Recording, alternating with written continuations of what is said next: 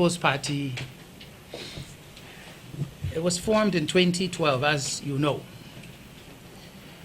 And it was formed largely as a reform movement with leaders determined to press for positive, fundamental change in the lives of Ghanaians. And after 4 years of its existence, the PPP has not won elections to produce a member of parliament or president, but has established itself as the up-and-coming alternative political party to the NDC and the MPP.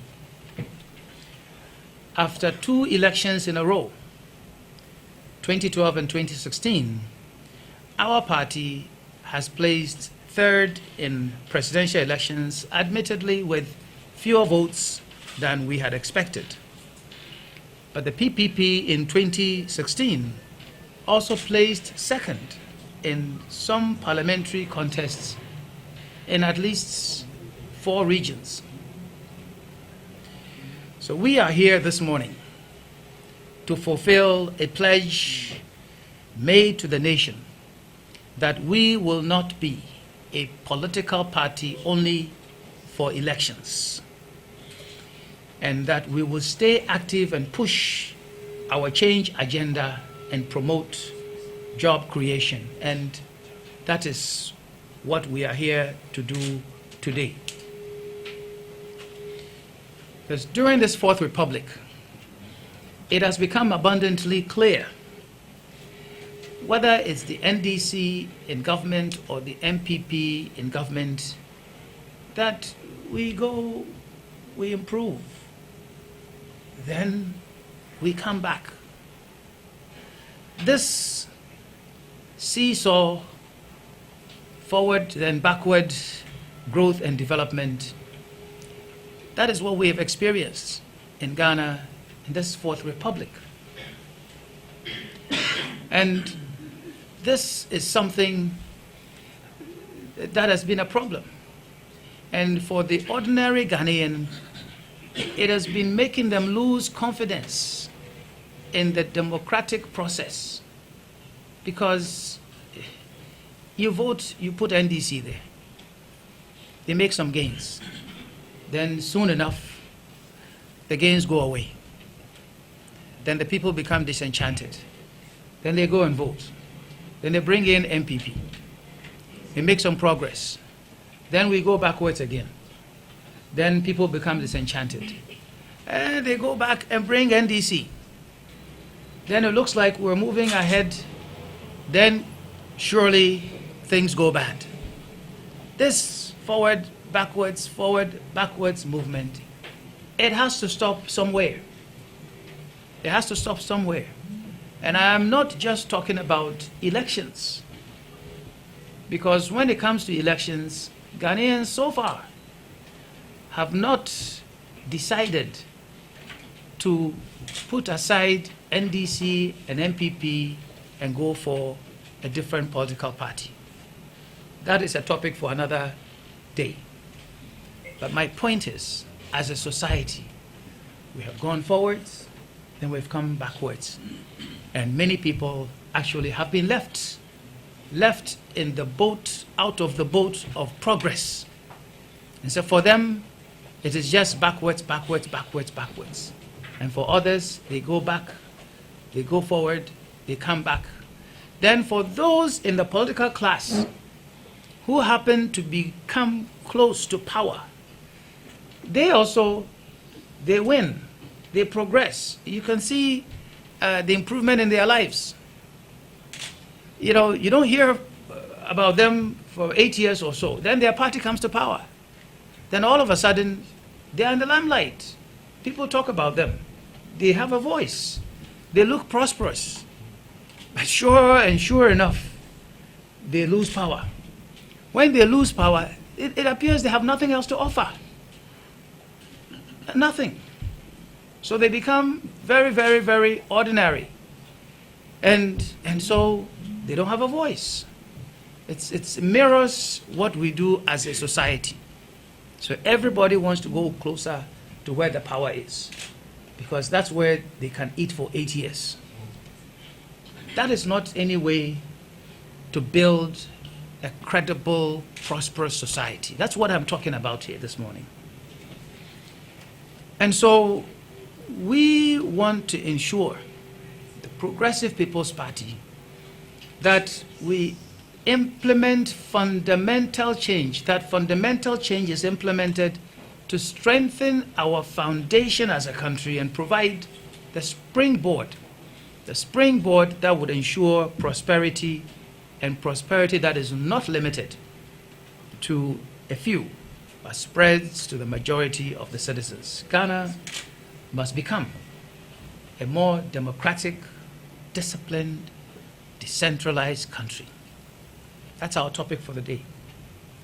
And I want to pick on some 4 or so topics to put on the table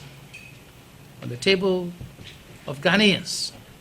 So what is it that we will continue to advocate for? Beginning with national identification. An essential public policy decision occurred when Parliament passed into law Act 707, which was given assent on 18th April 2006 by the then President. This brought into being the National Identification Authority, and according to the law, the object of the authority is to create, maintain, provide, and promote the use of national identity cards in order to advance economic, political, and social activities in the country. Now remember what it said.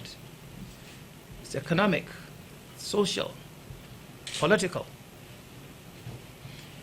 The PPP believes that the mandatory use of the resultant national identification number by all citizens from birth until death will help greatly to bring about greater discipline into all aspects of our national lives.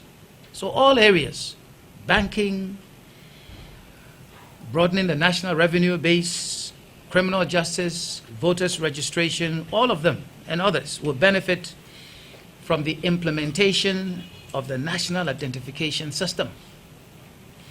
It is our understanding that a lot of work was done and progress made in this direction by the National Identification Authority.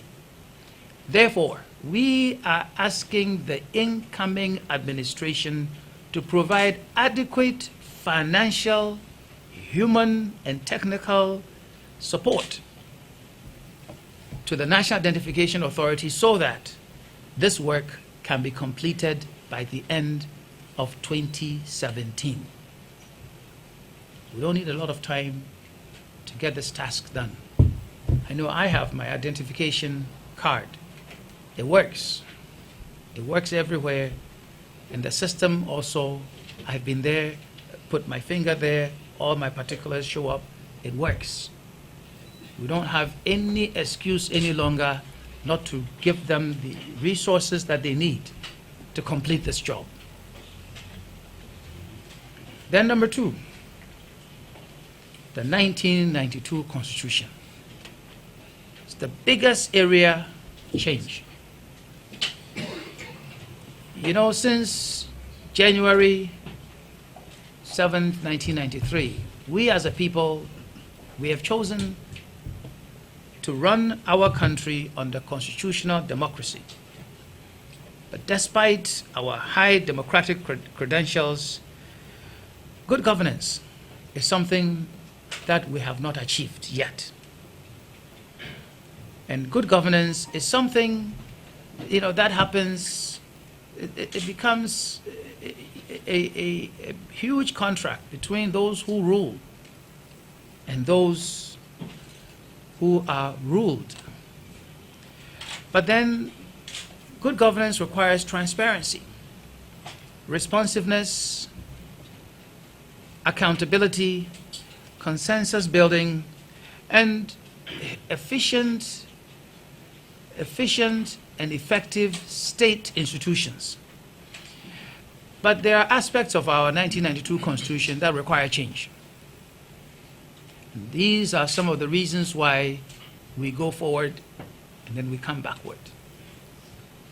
And we don't change this 1992 Constitution. It doesn't matter who we put there, as president, as ministers of states, and so on and so forth, we will not get anywhere as a country.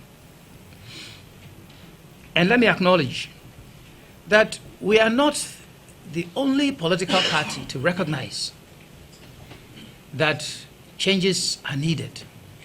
Changes to this 1992 Constitution are needed. We just happen to be the most consistent and persistent in talking about this, in advocating for this to happen, and the one party that you will find this matter embedded in our existence. And the two campaigns that we have gone through, changing aspects of our Constitution, have been at center stage.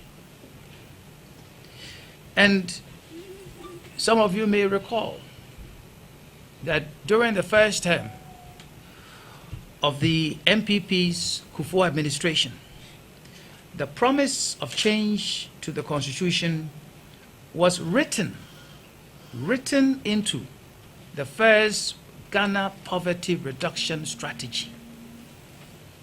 So a cabinet decision made, included in a Ghana Poverty Reduction Strategy with dates for clearing whatever hurdles that may be there, so that changes to the Constitution in certain areas, especially election of municipal, metropolitan, district chief executives, can happen.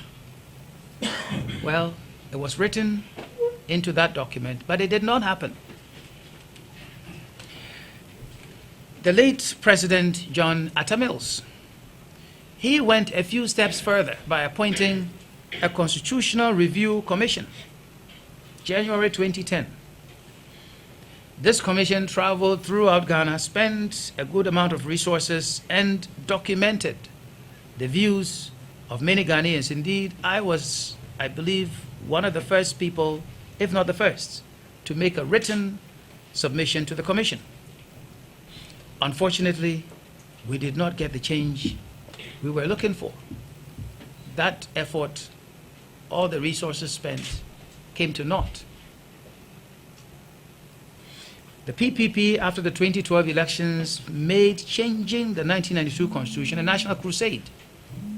We went out in many parts of the country on demonstrations, some led by Mr. William Doopo here, national chairman and others, to create public awareness on this important matter.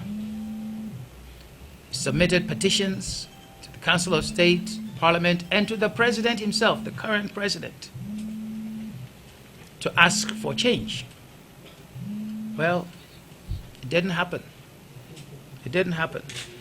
And as I've said earlier, during the recent elections, we made this sort of change a centerpiece to our campaign. So we wish to rekindle this crusade for immediate and complete constitutional reforms to make our Constitution a development-oriented document that responds to our present and future challenges. So we specifically would like to see that the following reforms are undertaken within the next 24 months. First one, the appointment of majority of ministers from Parliament. See, we are of the view that the current arrangement, where ministers of state, or even the majority of ministers of state, must come from Parliament, does not support good governance, and it must be changed. And if you go to Article 78(1) of the Constitution, it says ministers of state shall be appointed by the President with the prior approval of Parliament from among members of Parliament or persons qualified to be elected as members of Parliament, except that the majority of ministers of state shall be appointed from among members of Parliament. This disables Parliament from performing its oversight responsibility. And, those who are appointed by President, how can they go and sit on the floor of Parliament and disagree with him? And then, even more importantly, those sitting there who are still hoping to be appointed by the President as ministers, how can they go and disagree with the same President? And I'm talking about people on both sides of the House. So this defeats the principle of effective separation of powers and allows the President and the executive arm of government to control the legislature. This is wrong.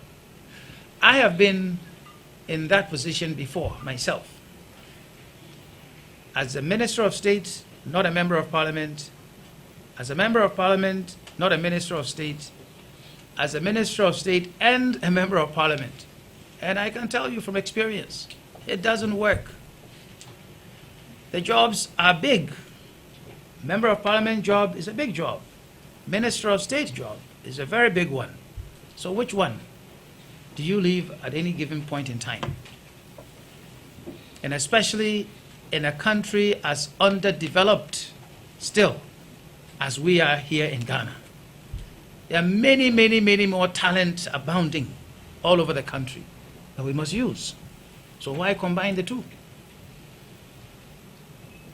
So that is one point that we want to have changed this 1992 Constitution. And then the point number 2, which for me is one of the very, very, very, very, very key ones where change is necessary. It has to do with the election of metropolitan, municipal, district chief executives, and all assembly members. Let's not forget that one. You see, Article 241, 240, Section 1 of the Constitution says, and I'm quoting, Ghana shall have a system of local government which shall, as far as practicable, be decentralized. That's the end of that quote. But the same Article 240 gives authority to Parliament to enact appropriate laws that would ensure that functions, powers, responsibilities, and resources are at all times transferred from the central government to local government units in a coordinated manner. That's all said by the Constitution. But the same Constitution, if you go there, Article 242, when it defines a district assembly, then it embeds this principle of appointing people.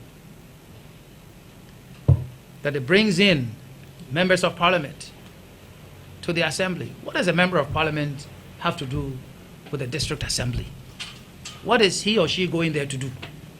They have a job in Parliament, the national legislature. What are they doing back there? They don't belong. I don't know any country that allows that. You don't have a member of Parliament in the UK also going to the city council to go and sit there. To do what? You don't have a member of Congress in the US to go to a local council or city council or a county. What would they go there to do? Here, we've brought the two together. What were they thinking? And then it says, other members not being more than 30% of all members of the District Assembly appointed by the President in consultation with traditional authorities and other interest groups in the district. How many districts do we have? You multiply them, take 30%. That's one man or one woman. How wise can one person be or all-seeing and all-knowing can one person be? To go and put all of those things, all people together, place them in the assembly. And then Article 243, which also says there shall be a district chief executive for every district who shall be appointed by the president. That too. So I'm citing to you sections of the Constitution that need to be amended. That need to be amended.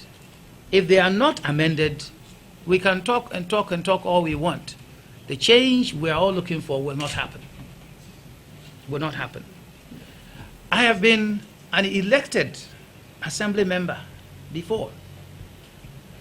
And when you go through that experience, then you know what we are talking about.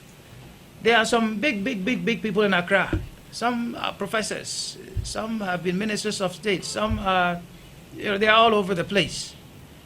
They sit in Accra, they talk big about decentralization, about local government, about what should happen, at the assemblies.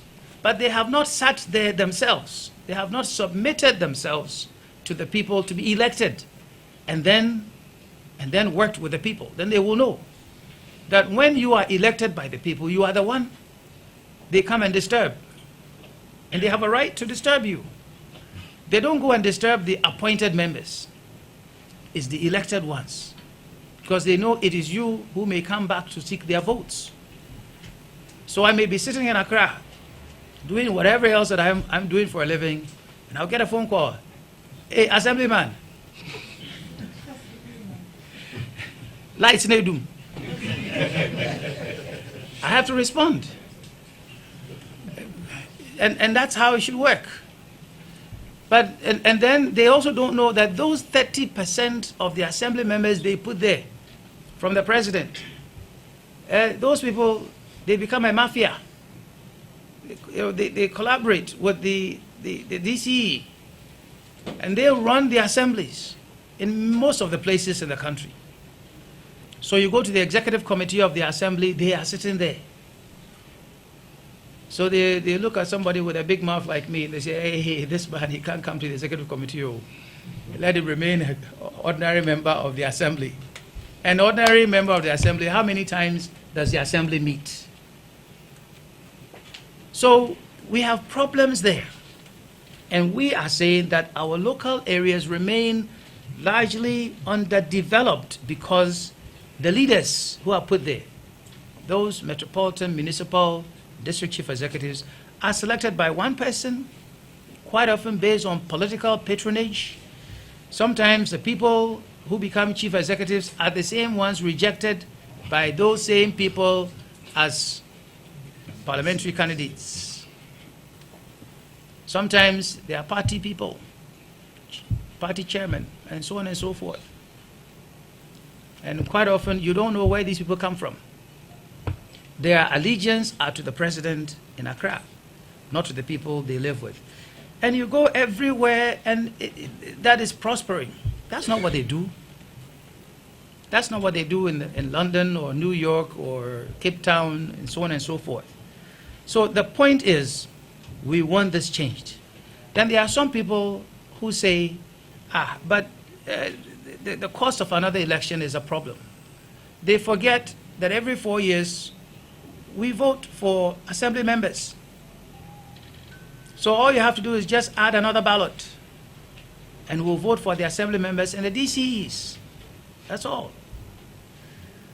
And then there are some people who say, well, what if the DCE is from PPP and the president is from MPP? Well, go to South Africa. They are not better human beings than we are today. In many of their areas, Johannesburg and some other places, the mayor is from an opposition party to the president. You go to other parts of the world, and that is what happens. You may have, in the case of the US, a president who is a Democrat, but a governor who is a Republican, and or a city mayor who is a Republican. In the UK, it happens. In Cote d'Ivoire, it happens. You go to Dakar, it happens. So why? Are we inferior human beings here in Ghana? And then we, the Ghanaian people, we are given the right to elect a president, to elect MPs, to elect assembly members, and we're not smart enough or wise enough to elect a DCE. I don't understand it. And also, interestingly enough, at various times, the NDC and the MPP who have had the opportunity to make this change happen, when it gets time to deal with this, they say, for political reasons, we must have the DCEs so they can help us campaign. Well, if that were to be the case, how could the NDC lose the 2000 election? How could the MPP lose the 2008 election? And indeed, how could the NDC lose the 2016 election? I hope you get my point.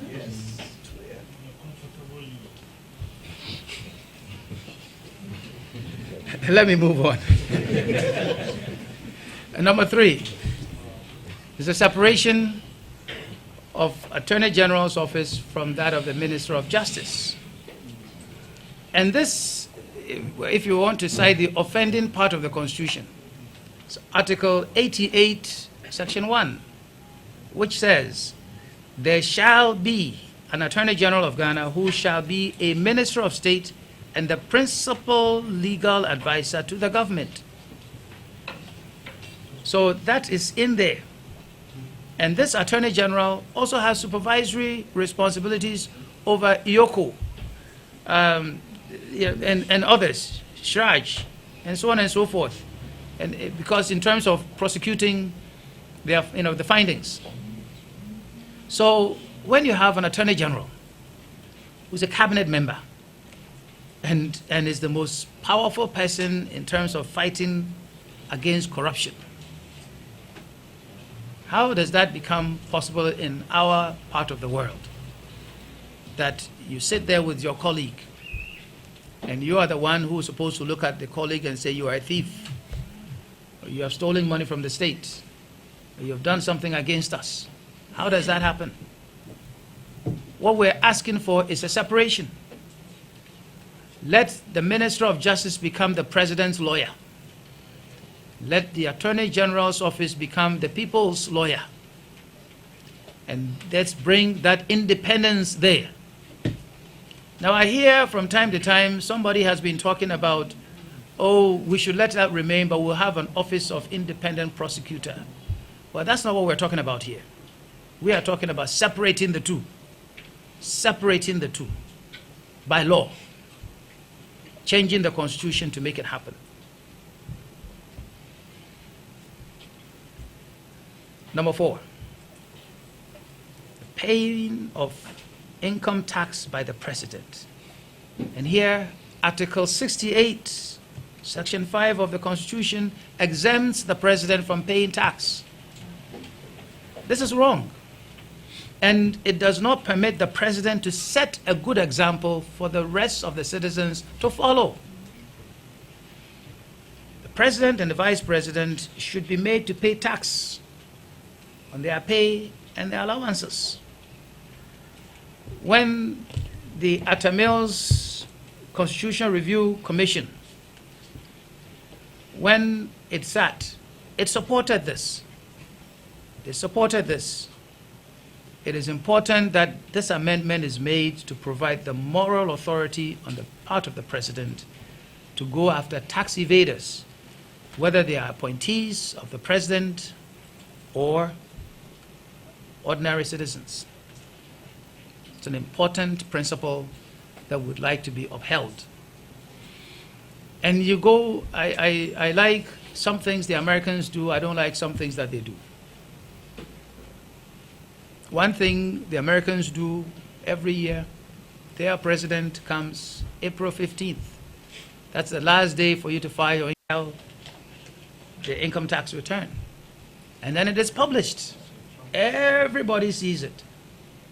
Everybody sees it. How much money did the president make as president? If the president had written a book and made some earnings is there. The revenue is there. Everything is there, and the tax the president pays is there. Once the president has done that, how can you go and sit somewhere and say that, oh, I should not pay tax? When they come after you, you have no excuse. And they do come after you. They are IRS. And it is important that we do the same. And so you see, in Ghana, when the IRS comes after you, sometimes they come after you for the wrong reasons. It means that the state, headed by the president, who doesn't pay tax, have decided that they don't like you. So they must come after you and find something wrong with you. And they always start with tax payment. But it should not be. It should be a normal thing that is done. Pick a number, and if your number comes up, they come and review. Have you paid tax or not? But then remember, I talked about national identification system. Where are they going to pick the number from if we don't know that you exist? But if you are in our database, we can go and pick a number. And we'll come and ask, well, how much did you earn this year? If you won't talk, we'll ask your neighbor. We'll ask your friends.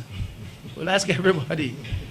Whether you are a tiler or a mason or a teacher or a lawyer, whatever, we will find out. And you will pay the tax. And the state will get the revenue that it needs to develop the country. That's what we're talking about. Number 5, public declaration of assets. Here again, Article 286, Section 1, says a person who holds a public office mentioned in Clause 5 of this article shall submit to the Auditor General a written declaration of all property or assets owned by or liabilities owed by him, whether directly or indirectly. Sometimes people forget that indirectly part. But however, you have Article 286, Section 3, that also helps to conceal that declaration of assets. So unless a court, SRAJ, or someone competent like that requests it, whatever is filed is hidden from the rest of us. We believe that those who are given complete access to our public finances, our resources, powers and responsibilities in Ghana should be prepared to live by a higher code of transparency and accountability. And so you heard during the 2016 election process, a number of the presidential candidates said, well, but the law does not require me to. Well, we want the law to require everyone to make their assets declaration public. That's what we're talking about here. And when that is done, then we will know that when you were going out there to become an MP or a minister of state or in a certain high position, these are the assets that you took there.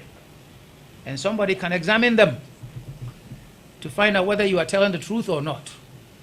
Then when you are also coming back to join the rest of us, then we will know what you came back with and compare what you went there with, what you came back with.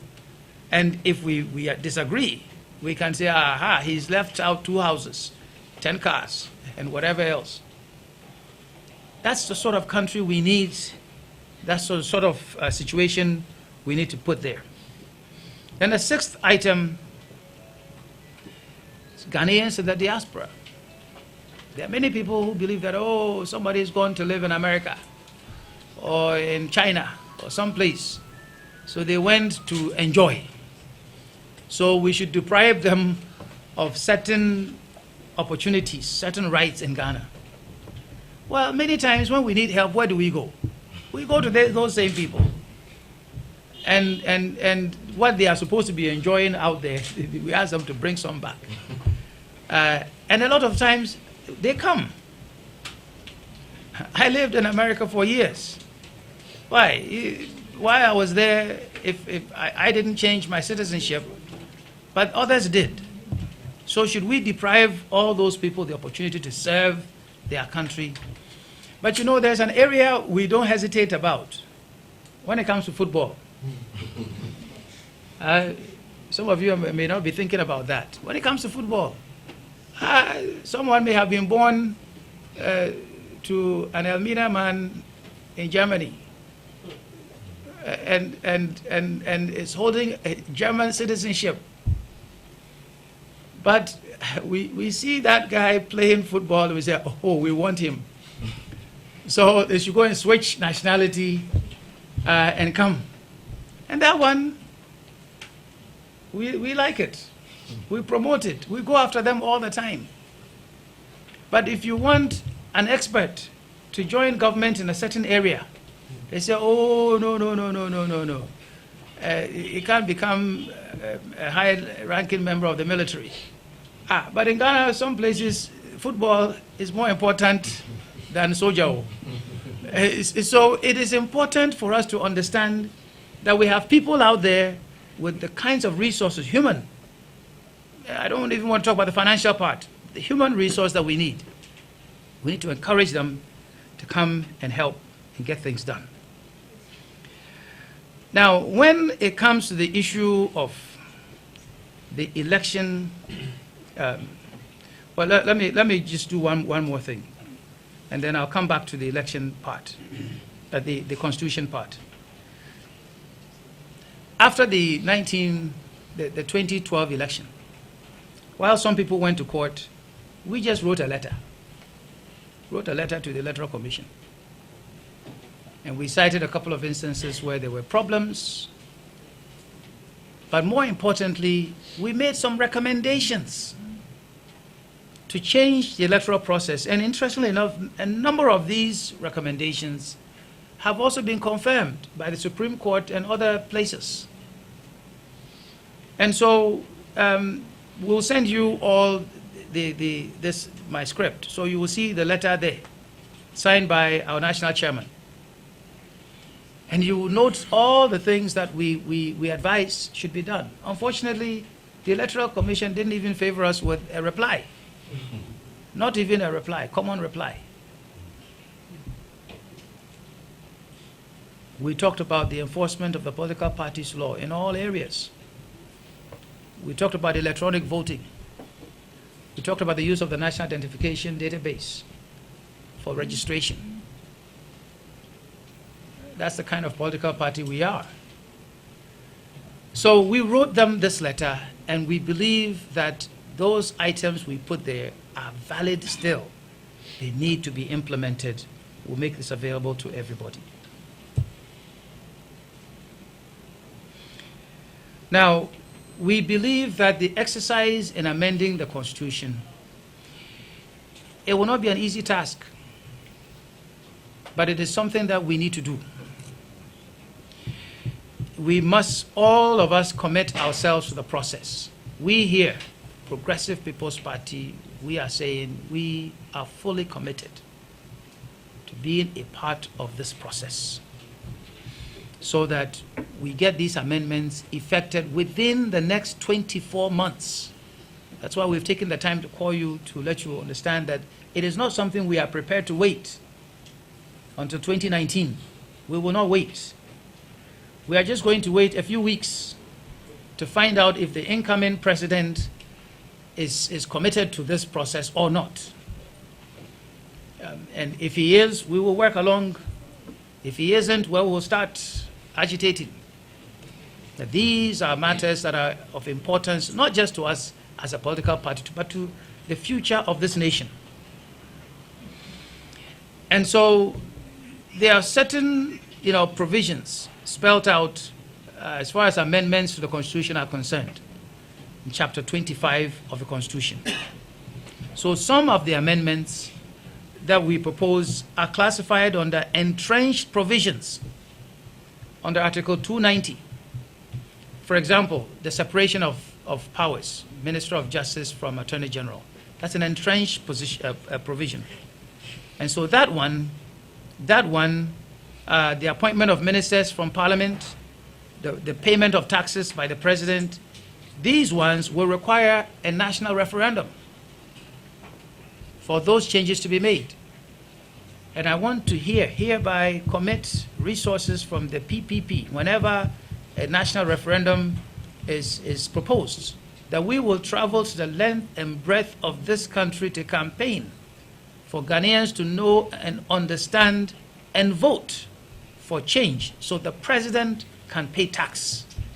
So that vote so that we ensure that we separate the powers, executive, legislature, and that we have the Minister of Justice, the President's lawyer, Attorney General becomes the people's lawyer. There are others that, if you will, they are not entrenched. And all that requires is 2/3 majority of the members of parliament. That is all, which includes my favorite one, the election of DCEs. So that one, come January 7th, when the MPs are sworn in, the following day, they can go sit together and say, Kofi and Abba, let's go and vote, make this change, and we will be there to applaud them. If they have the courage and the people's interests at heart, and do so. And when they vote that change in, and the new president says, I will sign, we will be happy to accept an invitation to stand with him when he is signing that into law, so that we know the real change has come to Ghana. That's an important matter that we need to let everybody understand. So this national exercise requires tactical, committed, pragmatic leadership. And everybody involved should be part of this. And some of you have heard me say from time to time that if we don't care who takes credit, a lot of things can be done. So this is not a matter of who said it first, who agitated for it, who advocated for it, who even took it to parliament, who signed it into law. This is something that should be a victory for all Ghanaians. All Ghanaians. And so we're expecting the new parliament to show leadership, the new president to show leadership, and all the rest of us to show leadership so that real positive change can happen. So in conclusion, the PPP, we are bent on redeeming the pledge that we have made to Ghanaians that we will not be a party that only exists when elections arrive.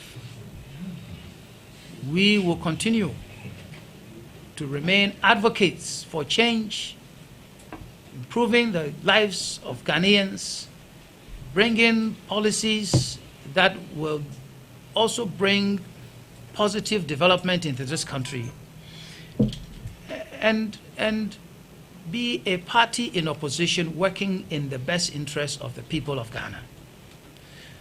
So we are glad to note that the leader of the incoming MPP administration has repeatedly committed himself to the implementation of many of the reforms we are advocating for. So let me say clearly, we will be there to advocate, support, and play whatever positive role will ensure the legal adoption and implementation of the change agenda. At the same time, given our recent experience, where people say one thing and do something else, we will hold the incoming leader of the nation to his word. His promises must be redeemed. Thank you very much for your attention.